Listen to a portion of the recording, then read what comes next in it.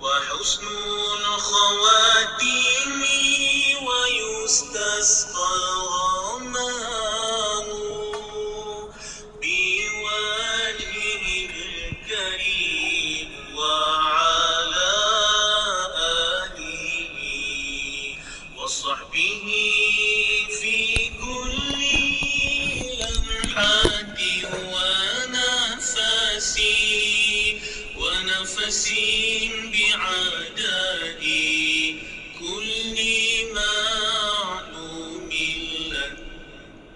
اللهم صل صلاة كاملة وسلم سلاما تاما على سيدنا محمد الذي تنحل به العقد وتنفرج به الكرب وتقضى به الحوائج وتنال به الرغائب وحسن الخواتيم ويستسقى الغمام بوجهه الكريم وعلى آله وصحبه في كل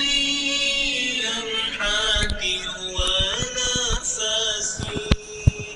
ونفس بعدد كل معلوم لك. Assalamualaikum warahmatullahi wabarakatuh. Alhamdulillahi rabbil alamin. Wal aqibatu lil muttaqin wala udwana illa 'alaz zalimin. Wassalatu wassalamu ala Rasulillah wa ala alihi wa ashabihi ajmain. Qala subhanaka la ilma lana illa ma 'allamtana innaka antas sami'un alim. Qala rabbi shrah li sadri wa yassir li amri wahlul 'uqdatam min lisani yafqahu qawli. Allahumma salli ala sayidina Muhammadin al-fatihi lima ughliq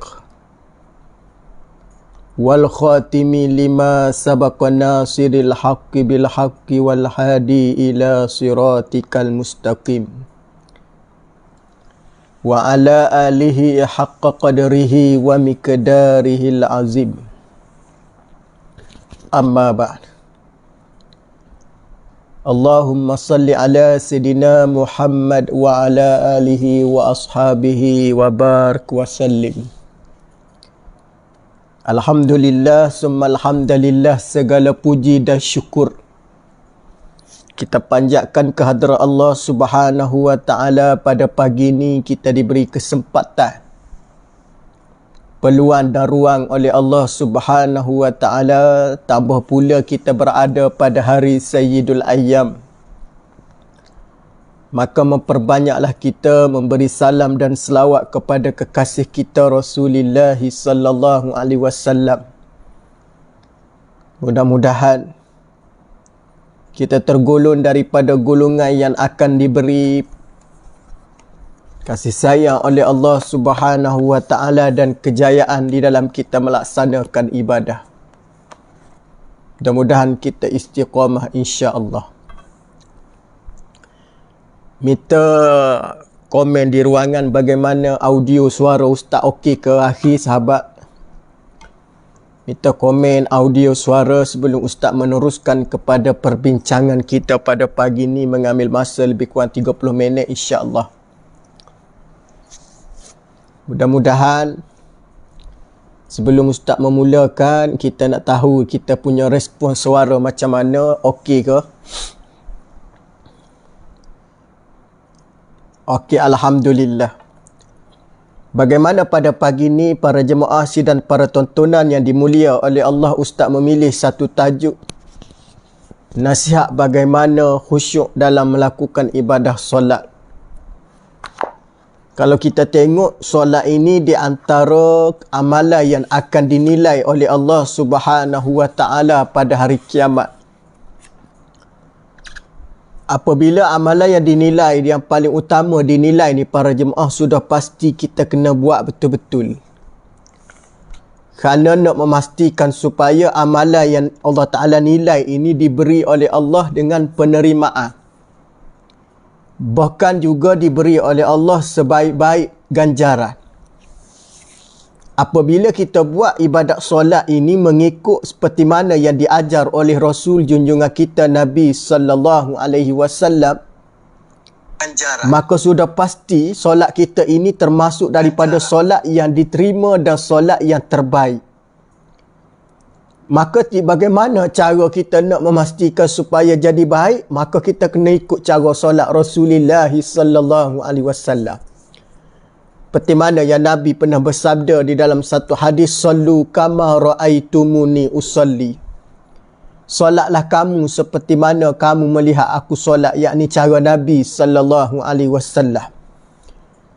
Kita tak sempat nak bertemu dengan Nabi, tetapi Nabi meninggalkan para sahabat. Kita tak sempat nak bertemu para sahabat, maka para sahabat ni ada meninggalkan lagi dia punya penyambungan. Maka turun kepada sekali yang disebut sebagai ulama, yang mana mengajar cara solat Rasulullah sallallahu alaihi wasallam bertepatan dengan sunnah Rasulullah sallallahu alaihi wasallam. Maka apabila kita mengikut cara solat Nabi, sudah pasti solat kita diterima dan akan diberi oleh Allah Subhanahu wa taala ganjaran dan pahala yang terbaik. Maka bagaimana kita nak bicarakan nasihat bagaimana nak khusyuk dalam solat? Pada pagi ini, ustaz nak bicarakan dengan sidang para jemaah sekalian. Kita kena faham apa itu makna khusyuk. Apa itu makna khusyuk di dalam solat? Apa itu pengertian ataupun yang dimaksudkan dengan khusyuk di dalam solat? Maka secara umumnya bermakna khusyuk di dalam solat ini ialah ketenangan. Apa dia? Ketenangan. Ataupun kita sebut juga bermakna dia tidak kelang kabut, tenang. Dia rasa macam keadaan apa dia? Cool, relax. Tu makna dia. Tenanglah, tenang. Tahulah tenang macam mana kan? Maknanya kalau kita sebut tenang tu secara umumnya orang fahamlah tenang tu macam mana. Maka bagaimana khusyuk itu, bagaimana dalam solat itu khusyuk, mesti dia kena ada ketenangan. Itu bermakna khusyuk, tenang. Yang kedua, kita kena faham, ada satu lagi yang disebut dengan khudu'. Khusyuk dan khudu'. Lakukan ibadat kita dengan penuh khusyuk dan khudu'. Apa makna khudu'? Khudu' ialah kepatuhan. Rasa kepatuhan kita pada Allah Subhanahu wa ta'ala dengan rasa lahir daripada diri kita, rasa patuh pada Allah. Itu makna khudu'. Khusyuk tadi maknanya tenang. Kalau macam orang kata, khusyuk ni kamu ni. Khusyuk makna fokus. Bagaimana yang disebut dengan kalimah khudu', yakni kepatuhan. Patuh segala perintah Allah, mentaati apa yang berkait dengan arahan-arahan dan suruhan Allah, kita ikut. Itu makna khudu'. Jelas khusyuk dan khudu'. Kita faham dua tu pun, alhamdulillah. Supaya kita nak pastikan solat kita ni ada dua elemen ni. Ada khusyuk, ada khudu'. Ada ketenangan, ada kepatuhan. Jika kita ada ketenangan dan ada kepatuhan, maka solat kita ni akan jadi fokus. Kita tidak melalu berterbangan, tak ada. Kita akan fokuslah. Apa yang kita buat, apa yang kita laksanakan, apa yang kita baca, apa yang kita sebut, kita fokus. Kerana kita ada dua elemen tadi. Pertama, khusyuk, ketenangan. Yang kedua, khudu', kepatuhan. Boleh pada jemaah sekalian insya-Allah. Dua dulu. Pick up permulaan Ustaz sebut yang tu dulu supaya kita nampak. Bagaimana dalam erti kata patuh ni, kepatuhan pada Allah ni, dia ada pula huraian ataupun perincian ataupun untuk mencapai kepatuhan yang sebenar ni macam mana. Kita hanya faham kalimah patuh.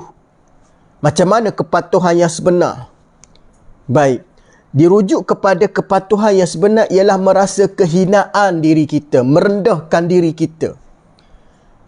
Membuang segala sifat-sifat ego, takabur, besar diri, malas dan sebagainya. Bersifat-sifat dengan sifat mazmumah tadi, kita buang semua. Meletakkan rasa hina diri kita, rasa lemah diri kita ketika mana kita di hadapan Allah Subhanahu wa ta'ala, yakni ketika kita mendirikan solat. Kerana para jemaah sekalian, hakikat kita selepas daripada mati ni, kita diletakkan di hadapan Allah dengan penuh kehinaan. Selepas kita dimatikan oleh Allah, kita akan diletakkan dengan tempat yang sepaling hina. Yakni yang dikatakan di hadapan Allah ni, kita ni adalah makhluk yang hina. Apabila kita tahu kita ni makhluk yang hina, makhluk yang perlu meletakkan rasa kerendahan, maka di dalam solat itu sendiri kita meletakkan rasa kerendahan di mana paling rendah di hadapan Allah Subhanahu wa ta'ala. Bismillah, insya-Allah Ustaz nak minum sekejap.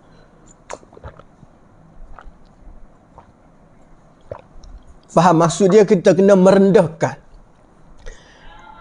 Merendahkan apa dia? Merendahkan sikap kita, merendahkan perasaan kita, merendahkan apa benda yang berkait. Yang berkait, kita ni dalam ibadah tidak ada sifat yang disebut dengan khudu'. Penting ni tuan-tuan sekalian, kerana kadang-kadang kita tengok ramai orang yang melakukan ibadah solat bukan setakat setahun, 2 tahun, puluhan tahun. Tapi tidak wujud dua elemen ni, tak ada khusyuk dan tak ada khudu'. Maka solat yang mereka dirikan ibarat seperti mana kata melepas batuk di tangga. Itu yang kita paling takut. Walhal kita tahu ibadah solat kita buat ni adalah yang kita nak serah pada Allah, kita nak hadapkan di hadapan Allah. Tapilah kalau kita buat sekadar melepas batuk di tangga, masya-Allah tabarakallah, di manakah nilai kehambaan, nilai kualiti, nilai ketakwaan, nilai pengharapan, nilai kita untuk mendapat kemuliaan di sisi Allah Subhanahu wa ta'ala. Sedangkan dalam ibadah kita yang paling utama ni solat, kita tak ada dua elemen tadi yang Ustaz sebut, khusyuk dan khudu'. Itu jelas kita kena wujud. Macam mana nak mewujudkan, nak menhadirkan, nak meletakkan di dalam ibadah kita? Perlu kita faham, perlu kita belajar, perlu kita usaha, perlu kita cuba grab kan, letak dalam diri, ya Allah, aku nak di dalam solat ada khusyuk dan ada khuduk. Bukan sekadar aku solat, ya Allah, aku nak khusyuk dan nak khuduk. Bukan sekadar mana aku mendirikan, tetapi aku nak biar ada dalam solat ketenangan. Dan nak juga rasa ada kepatuhan. Itu yang maksud dia. Yang dimaksudkan dengan khusyuk dan khuduk, ada rasa ketenangan, ada rasa kepatuhan, dengan erti kata mentaati, membuat, meninggalkan apa yang dilarang, mengambil apa yang disuruh, mempraktikkan apa yang diajar oleh Rasulullah di dalam setiap ibadah solat kita, sama ada yang disebut dengan bentuknya rukun, sunat dan sebagainya di dalam ibadat solat. Tu jelas. Boleh sidang para jemaah sekalian. Baik. Dan apabila kita ada khuduk dalam hati kita, merendahkan diri, hina diri kita, dan menyebabkan hati kita ni dalam keadaan tidak ada ruang untuk mengisi benda-benda selain daripada untuk kita mengharapkan yang disebut penerimaan daripada Allah. Sebab sifat hati kita ni para jemaah tuan-tuan sekalian, hati kita ini bagaimana Nabi SAW membuat perumpamaan, membuat contoh. Hati kita ini sebagai raja, ketua. Gumpalan yang ada dalam diri kita, kata Nabi, itu adalah seumpama raja. Kaki tangan adalah, makna rakyatnya adalah tangan, kaki. Hati ni adalah raja. Raja ni lah adalah tempat yang akan memastikan supaya rakyat-rakyatnya dijaga dengan baik. Tangan dijaga dengan baik, mata dijaga dengan baik, kaki dijaga dengan baik, telinga dijaga dengan baik. Kerana rajanya, hatinya baik. Hatinya dalam keadaan dipenuhi dengan sifat-sifat mahmudah, sifat-sifat kemuliaan, sifat-sifat yang terbaik. Maka apabila hati dipenuhi dengan sifat terbaik, apa akan berlaku? Maka dalam keadaan hati kita dipenuhi dengan amalan ataupun dengan sifat-sifat yang mulia.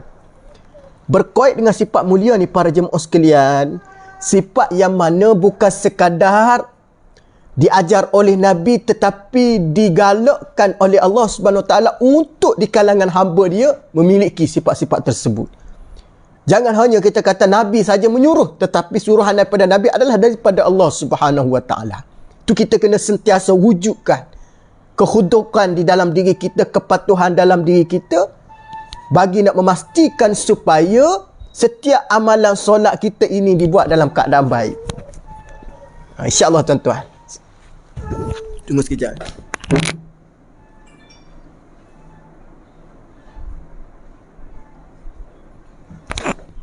InsyaAllah. Bagaimana kita nak mewujudkan kekhudukan ini? Tak ada cara lain. Kita kena pastikan, kita faham dan kita meyakini. Ilmu ni penting para jemaah sekalian, para tuan-tuan. Ilmu ni adalah menjadi tunjang, menjadi asas bagi menentukan amalan yang kita laksanakan ini betul ataupun tidak, menepati ataupun menyalahi. Tu ustaz yang bimbang pada hari ni, orang suka beramal tetapi orang tidak suka mencari ilmu. Yang beramal tu bagus, tetapi yang tidak berapa bagus mencari ilmunya tidak. Apabila kita tidak mencari ilmu yang betul, hanya beramal, dibimbangi amalan kita menyalahi daripada sunnah Rasulullah, tidak menepati, tidak seperti mana yang diajar oleh junjungan kita Nabi sallallahu alaihi wasallam. Itu yang kita kena faham betul-betul di dalam memastikan supaya ketidakpengaruhan kita dengan perkara-perkara yang mana terkadang boleh merosakkan, yang paling bimbang merosakkan iman. Itu berkena dengan kita duduk di saat ataupun duduk di zaman-zaman fitnah yang banyak hari ini. Bagaimana kita nak menyelamatkan supaya kita tidak terkena dengan fitnah, dihindarkan daripada fitnah? Salah satunya ialah mewujudkan dua elemen dalam solat. Pertama khusyuk, yang kedua khuduk. InsyaAllah kalau kita jaga ketenangan dalam solat, kita jaga kepatuhan kita jaga, maka insya-Allah segala fitnah yang ada dalam dunia hari ni, yang ada di dalam masyarakat hari ni, kita tidak akan terkena dengan cara mudah. Ini yang kita kena faham. Kerana solat itu sendiri Allah Subhanahu wa taala berfirman, innas salata tanha anil fahsya iwal munkar. Itu jelas. Sesungguhnya solat yang didirikan dengan penuh rasa khusyuk, dengan penuh rasa khuduk, dia boleh mencegah, menghalang daripada seseorang itu terkena ataupun melakukan perkara fahsya iwal munkar. Ini yang kita kena faham para jemaah sekalian, sidang para tontonan. Kefahaman inilah yang membolehkan kita mengelak ataupun menjadi benteng kepada fitnah-fitnah yang berlaku. Ni fitnah akhir zaman ni, masya-Allah tabarakallah kan. Terkadang kita tidak menyangka itu fitnah, tetapi kadang-kadang boleh dipercayai. Kadang-kadang yang baik itu kadang-kadang payah orang nak terima. Ini yang kita paling takut sidang perhadirin sekalian. Di saat-saat kita duduk, kadang-kadang dunia ni, kata orang, dunia hari ni adalah apa dia? Realiti. Dunia hari ni adalah realiti. Mana realiti, sejauh mana realiti dia itu, tengok jugalah. Realiti dia tadi, realiti seperti mana agama ajar ataupun tidak. Kita ambil yang cara agama. Kita ambil yang cara Islam aja. Tapi kalaulah sekadar kita nak menggunakan kalimah duduk di dunia ni, realiti hari ni macam ni, tapi kita tidak pernah nak adakan perubahan, tak pernah kita nak buat satu, orang panggil apa dia, penambahbaikan ataupun satu perkara yang boleh mendatangkan manfaat, maka dunia tu sebenar adalah penipuan. Dunia tu sebenar adalah menyebabkan kita akan mendapat orang panggil apa dia, kecelakaan di sisi Allah Subhanahu wa taala. Dunia yang macam mana? Dunia yang tidak boleh memberi kebaikan pada kita kerana kita terpengaruh dengan isi dunia sampai akan menyebabkan kita di hari akhirat nanti mengakibatkan kita mendapat kemurkaan Allah Subhanahu wa taala wal iyazubillah. Itulah Ustaz pesan tadi, bagaimana nak selamat, nak pastikan kehidupan kita ni, dunia kita tak baik, dunia kita diurus dengan baik, kehidupan kita berada dalam keadaan baik, maka perbaikilah solat-solat kita. Lahirkan solat kita solat yang khusyuk dan khuduk.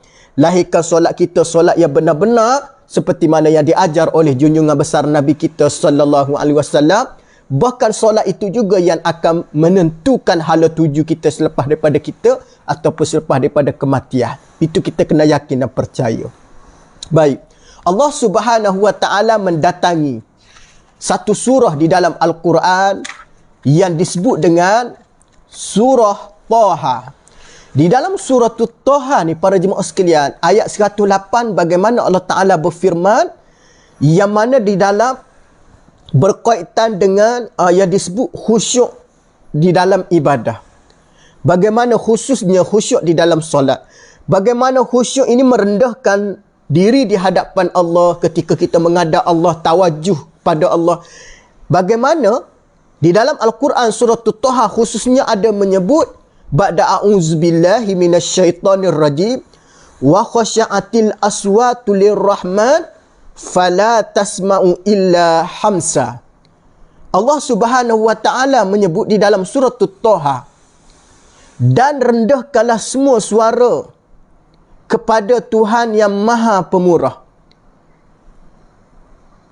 maka kamu tidak mendengar kecuali bisikan sahaja. Apa makna dia?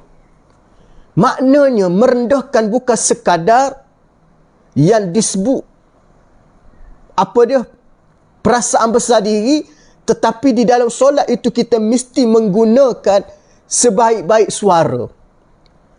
Dengan erti kata tidak menerpi apa dia, berteriak, meraung, tidak. Merendahkan semua.